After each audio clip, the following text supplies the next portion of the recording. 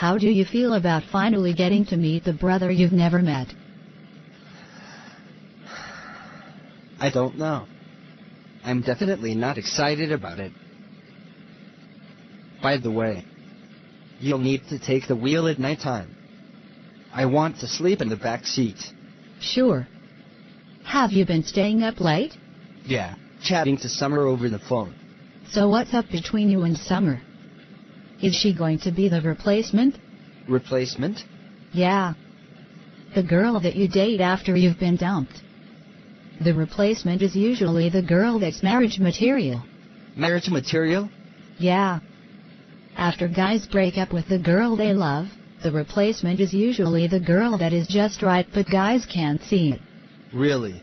Yeah. But that's just what I see, with my friends. Believe me, Summer is not a replacement. She is different. She's Summer, I'm sure I won't see Maria in her. I'm trying my hardest to forget about Maria. You took the breakup very well. I've heard of men who kill their ex-partners.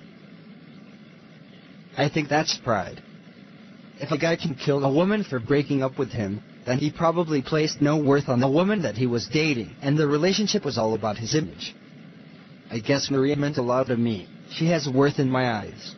She was my first girlfriend, my first kiss. I want her to be happy, because I meant it when I told her that I loved her. Remember the time in high school, when we had to write poems in Mrs. Harper's English class? Yeah, I do. My poem sounded like a rap song. Mine was so pathetic, all about Jessica. Yeah. That's such a fond memory. Today is the day we read our poems in front of the entire class.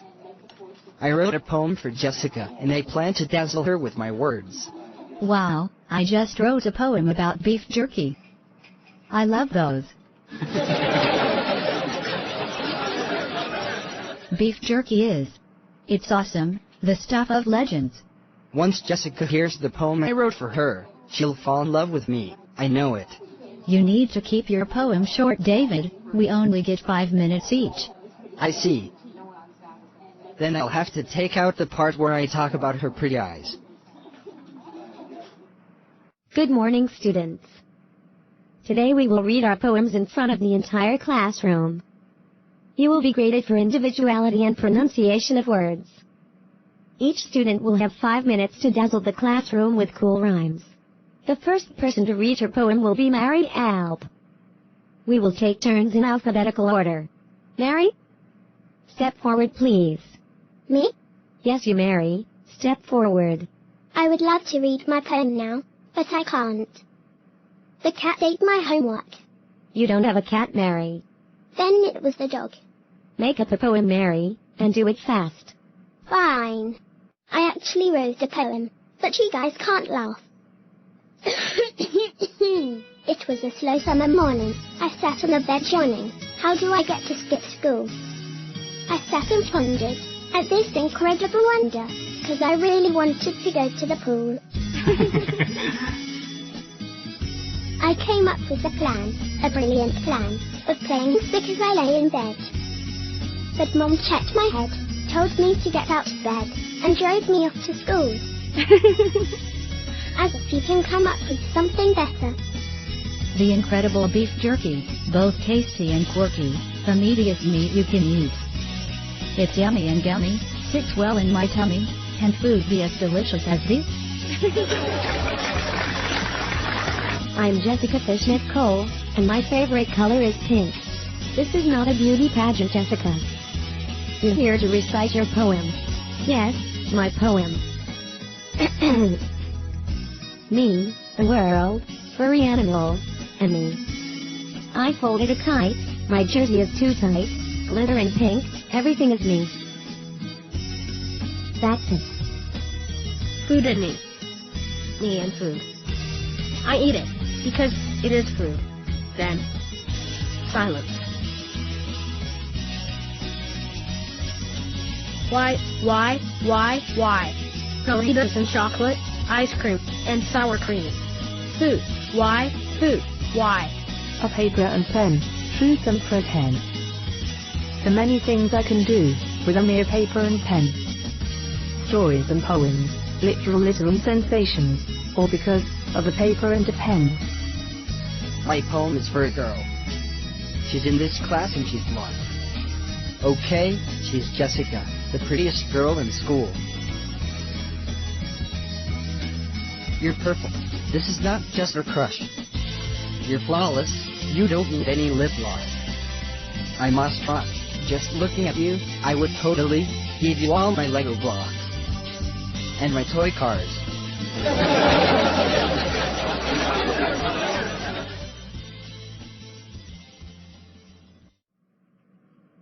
Welcome to Who Wants Free Money? I'm your host, Jessica Fishnet Cole. This is a game show where contestants have to answer 5 questions correctly in order to win $1,000. Have you got what it takes?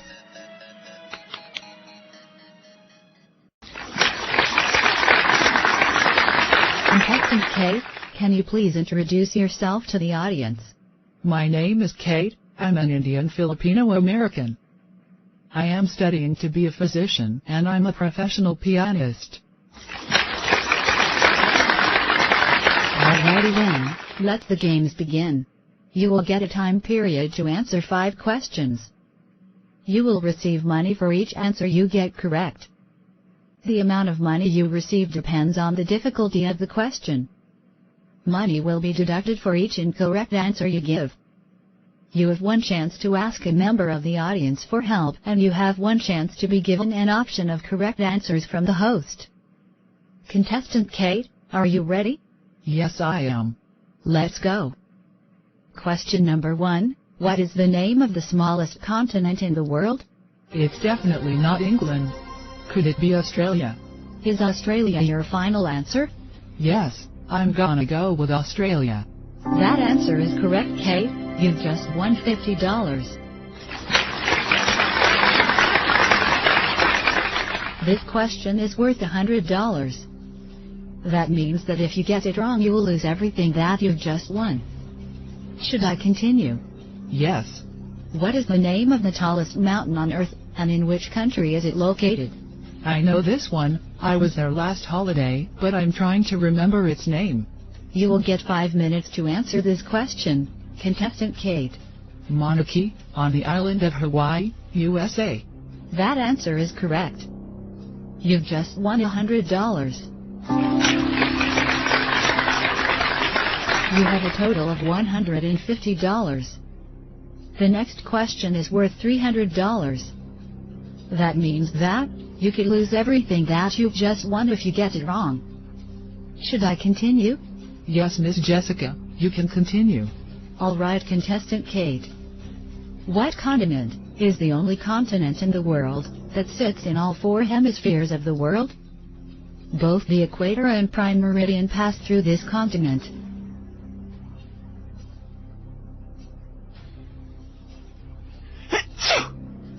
Bless you. Thanks. Can I ask a member of the audience? Yes, you can.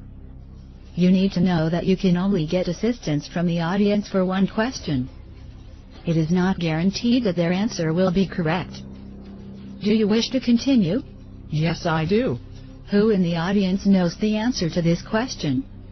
My name is Danny Cruisler, and the answer to that question is Africa. Do you agree with that answer, Contestant Kate?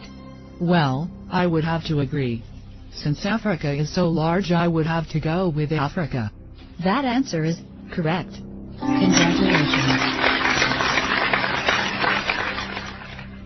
That means you have won $450. Awesome.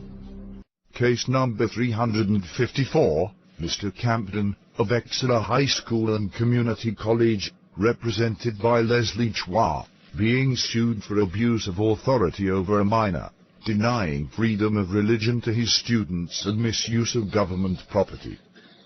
The defendant is being sued by Miss Catherine Gale, a parent of one of the students that attend Exeter High, represented by Keanu Archington. Mr. Chua, state your defense. I refute the charges made against Principal Campden on the grounds of the 9th Amendment of the United States of America. The enumeration in the Constitution of certain rights shall not be construed to deny or disparage others retained by the people. Therefore, Principal Campden's freedom to practice religion in the school will not be denied in order to grant Miss Gale the freedom of instilling the doctrine of atheism into her son. Mr. Archington, state your case. I'm advocating for Miss Gale's right to protect her children from being exposed to religious teachings in a public institution of learning. Her right to protect her children from religious teachings should in no way be construed to allow other people to exercise their law-given liberties. Not to worry, Mr. Campden. We have a good defense. This case lies solely in the hands of Jesus Christ. The will of God be done. Mrs. Catherine Gale, tell us exactly what happened that led you to making this case against Exceller High. Well, my son Nicky came home one day and asked me who Jesus was. I had raised him as an atheist and had spent a lot of money to ensure that my son did not grow up with any mental conflict because of religion. Miss Gale, could you please tell the audience what questions your son proceeded to ask you? He asked me why I didn't believe in Jesus Christ, and then he told me that the teachers told him that Jesus Christ is Lord. He asked me why I chose to be condemned, because all those who don't believe in Jesus' name will be condemned. That's when I decided to sue the school. On what grounds would you sue them? On the fact that they had no right to practice religion in a government institution, attended by students of different religions. Your Honor, the open practice of this man's religion clearly denied her the right to practice atheism, which is the denial of all religion.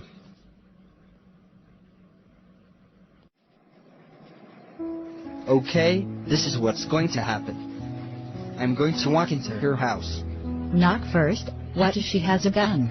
Okay, I'm going to knock first and introduce myself.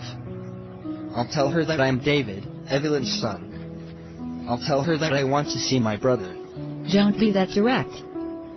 Tell her that you want to talk. Offer her a gift. If you offer her something, she will understand that you've come in peace. That's true. I'll offer her chocolate. David. Fine. I'll buy her a sweater. After that, she'll let me in. You know, I thought this would be easier. Like, I was prepared for this when I wasn't this close to her. Take courage in the Lord. What's the worst that could happen? She could tell me to leave. She could tell me to get lost. I don't know how any of this would go. I mean, she probably doesn't remember me. It's been so long since. Since my father hanged himself. She left after that, and I'll be like a dark reminder of her sordid past. If you don't visit her, you'll never know your brother or sister. She could have had twins or triplets. You need to know. I searched her name online. Dolores Reinhardt has a son. Kevin Anderson. I found where they live and that Kevin is a postman. I mean, I know everything about them, but I have no idea who they really are. Since he's a postman, you could make small talk with jokes about mail. I'm not good with jokes. True. My jokes are decent. Not great, but decent. You joke about science stuff. People are usually trying to figure out what you are talking about. Oh, come on. The joke about the dinosaur on the subway is so funny. When you told that joke, no one knew what you were talking about. We only started laughing out of politeness because Debbie told us that you were done telling the joke. I was still waiting for the punchline.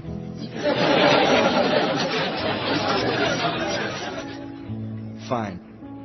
I'll talk to him about the one thing we have in common. Our dad, Principal Campden, could you please tell the court the amount of parents that complained about the prayers at Exceller High?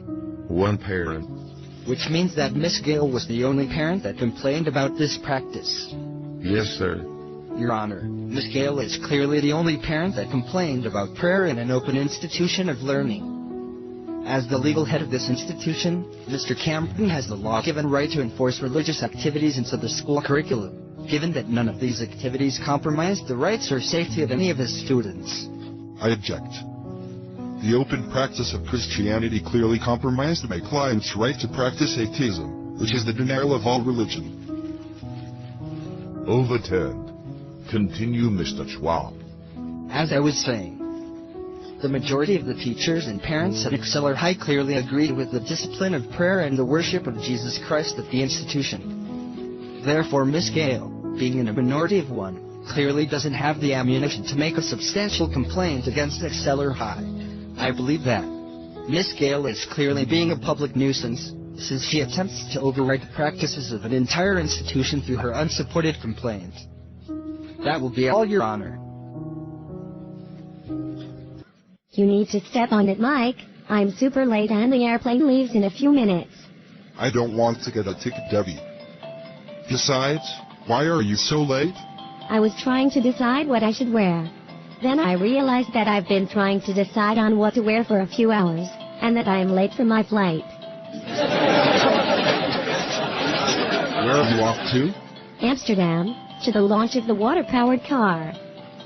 Something that Mr. Hastings is really proud of. So Mike, how have you been since the breakup? I've been okay, I guess. Was looking for ways to become more ambitious online. And? I don't remember. I started watching Come Dine With Me. I love her. Yeah, pretty cool. Don't worry about her. You'll find the right girl one day. How's your day? So far. Fine. Apart from my car breaking down, everything's fine. How did your car break down? My tire burst. And it sucks because I'm on a student's budget. Student? What are you studying? Microbiology. Next week we have this seminar by David Anderson, and I have no idea how I will get to class. It's a small world after all. David Anderson is one of my best friends. Are you kidding me? I mean, how do you know him? Met him here, in New York. He's a cool guy. Did I mention that my name was April? I could. Have a look at your car if you'd like. Thanks. Hello Kelly, can I please have some tea? I kinda broke the machine.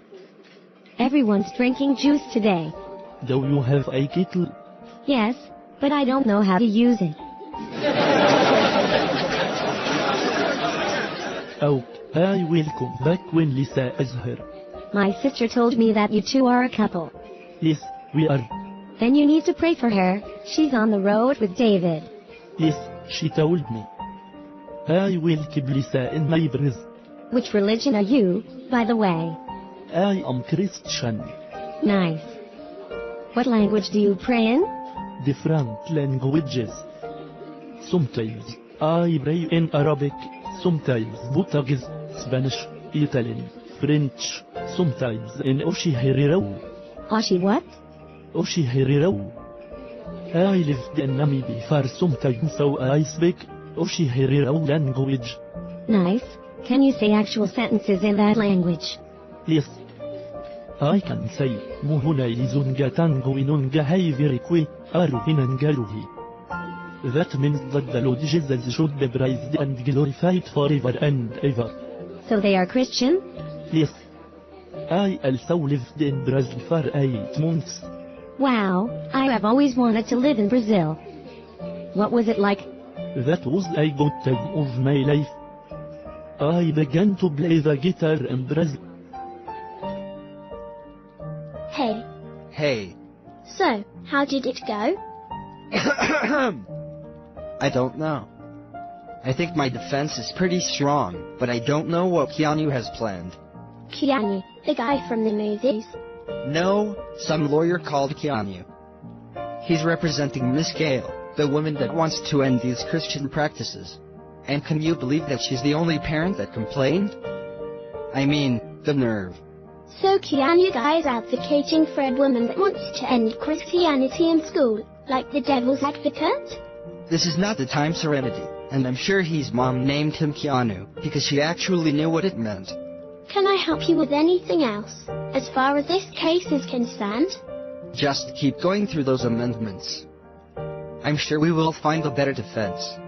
So, What about that date night? I don't know, Serenity. I got so much on my plate right now. It's cool. I'm TV host Jessica Fishnet Cole, live from the red carpet at the premiere of a Christian drama set in England, The Delicate Breeze of Home.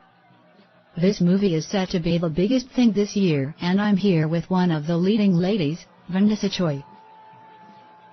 Miss Choi, could you please tell the 50 million people that tuned into this, why you chose to do this beautiful Christian movie, The Delicate Breeze of Home? I chose this role because my character was such a noble woman. I believe strongly in all that she stood for, and I'm honored to be able to work with such a talented group of actors. Ladies and gentlemen, the moment you have all tuned in for. Here is the first ever premiere of the blockbuster movie set in 1934 England, The Delicate Breeze of Home. From the director of Stop, or My Dog Will Get You, comes a beautiful family movie set in a peaceful town somewhere in 1934 England. I must leave by sunrise on the morrow. The carriage has been paid for and my mission lies before me. I must spread the word of our blessed Lord Jesus Christ, that souls may be saved and truth may prevail. Do say you'll come with me, fairest Heather. I will come, dearest Jack. I shall accompany you on this most uncertain journey. Only God's grace, time and fortune dares to dictate where our journey will lead us. But by thy side, I shall be. Lead the way, Jack.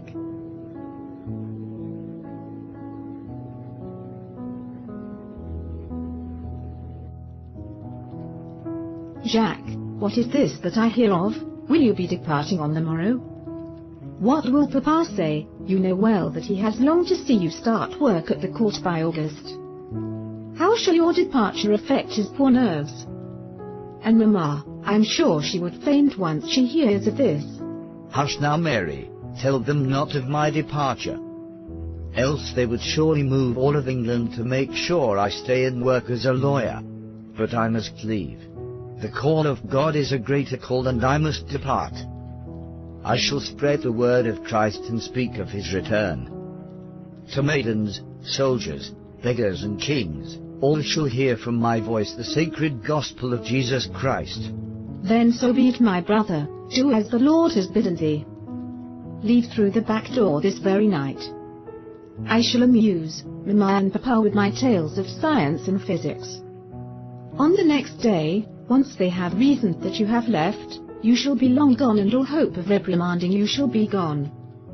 Tell me not where you are headed. I will tell them that I know not where you are gone, but that you must answer the call of God.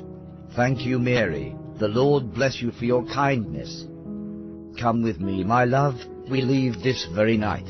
This very night? A beautiful tale of courage. Where has Jack gone? And why has he left without bidding farewell to his poor Mamma? He has gone to do the work of the Lord, Mamma. He has gone to be a martyr for Jesus Christ. Rejoice, Mamma, for his name shall be found in the Lamb's Book of Life. A story of faith in Jesus Christ. If you would believe, you will be saved. If you give your life to Jesus, you will live and not die. The Delicate Breeze of Home.